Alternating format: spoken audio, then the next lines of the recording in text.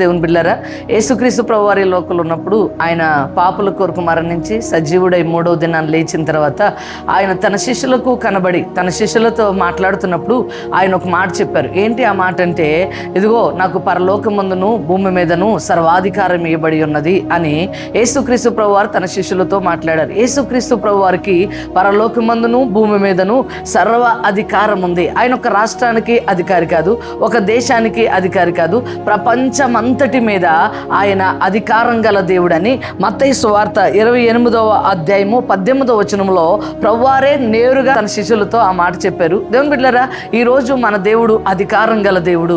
ఆయన తన అధికారాన్ని ఉపయోగించి, ఆయన తన బలాన్ని ఉపయోగించి మన జీవితాల్లో ఎటువంటి కార్యాలైనా ఆయన చేయగల దేవుడు. కాకపోతే మనము ఆయన అధికారానికి ఒప్పుకుంటే, అందుకే సామెతలు 3వ అధ్యాయంలో సొలొమోను అంటారు, నీ ప్రవర్తన అంతటి యందు ఆయన అధికారానికి ఒప్పుకో, అప్పుడు ఆయనని త్రోవల సరళం చేస్తాడు. అప్పుడు నీ దేహమునకు ఆరోగ్యం కలుగుతుంది. అప్పుడు నీ కొట్లలో ధాన్యము సమృద్ధిగా ఉంటుంది. అధికారం కలిగిన దేవుని అధికారానికి నువ్వు ఒప్పుకుంటే నీ మార్గాలన్నీ సరళం చేయబడతాయి. అంత మాత్రమే కాదు, మార్కు సువార్త 16వ అధ్యాయంలో ప్రభువారు తన శిష్యులతో మాట్లాడుతూ అంటారు, నేను మీకు దెయ్యముల మీద అధికారం ఇచ్చాను, రోగముల మీద అధికారం ఇచ్చాను, పాములను మీరు ఎత్తి పట్టుకుంటారు, మరణకరమైనది ఏది తాగినా మీకు హాని చేయదు.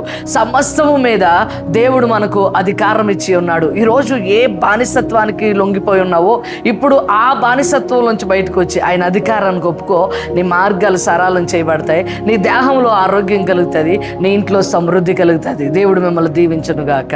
ఆమేన్.